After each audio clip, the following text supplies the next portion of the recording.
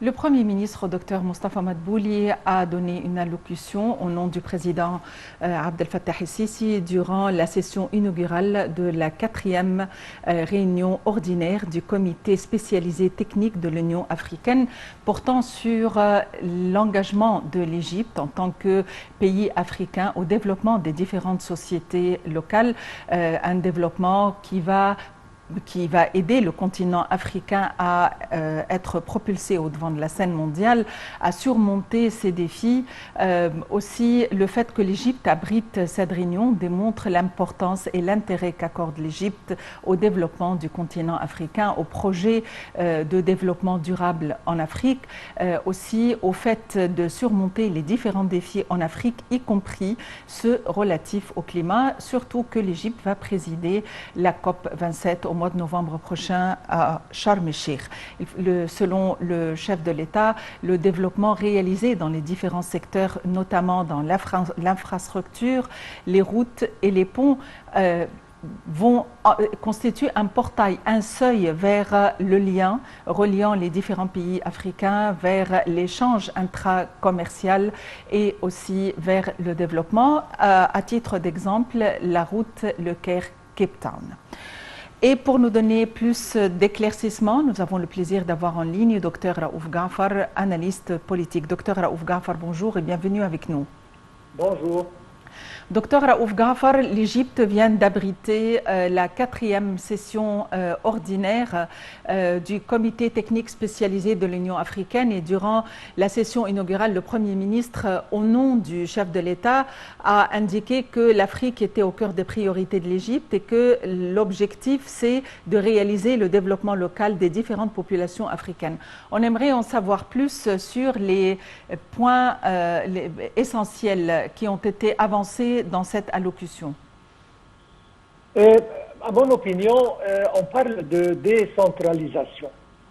C'est-à-dire pour assurer un développement continu et durable, il faut absolument que les services gouvernementaux, etc., soient propagés dans toutes les régions. Donc, on ne doit pas se concentrer dans les capitales et dans les grandes villes seulement, il faut absolument que ça se distribue dans les différentes communautés locales pour que tout le monde puisse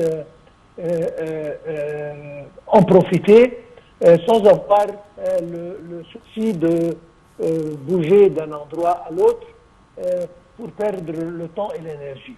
Donc essentiellement, c'est ça ce qu'il, à mon opinion, c'est le but de l'adresse de notre Premier ministre dans cette session.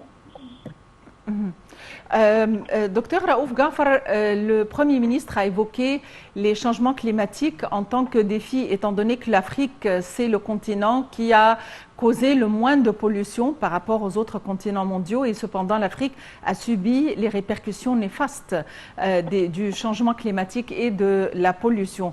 À quoi doit-on s'attendre quant aux changements qui vont survenir ultérieurement? Ça c'est malheureux, parce que vraiment c'est triste que, comme vous avez dit, le continent africain, c'est le continent qui a participé le moins dans le changement climatique.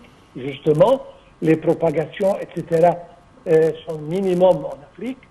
Et malheureusement, c'est le continent qui souffre le plus de percussions. Donc ça, c'est une chose.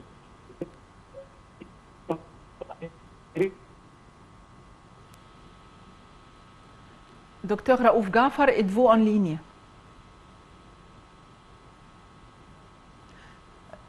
Docteur Raouf Ghaffar.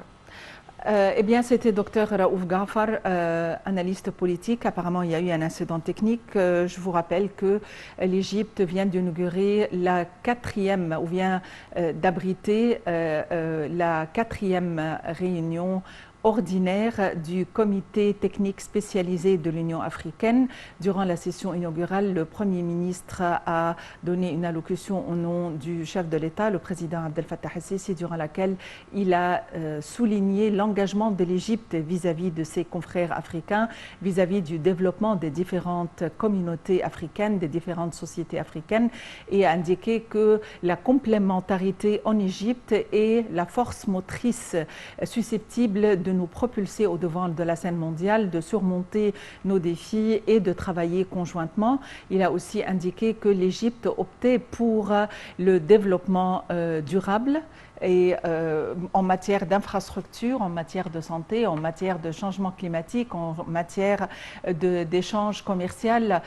Aussi, le Premier ministre a donné l'exemple de l'initiative égyptienne baptisée Vie décente ou Haya Karima et en suggérant de la propager en Afrique, une initiative qui a fait en sorte que la vie des communautés rurales qui étaient longtemps marginalisées est devenu meilleur, ayant droit à des services à la hauteur, alors qu'ils étaient dans des sociétés rurales et qu'ils n'avaient pas suffisamment de besoins. Donc, grâce à cette initiative, ces communautés rurales et ces communautés les moins privilégiées avaient droit à des services au niveau de la santé, de l'enseignement, de l'éducation, de l'infrastructure, du développement à tous les niveaux. Donc, c'était une proposition de la propager au niveau de l'Afrique.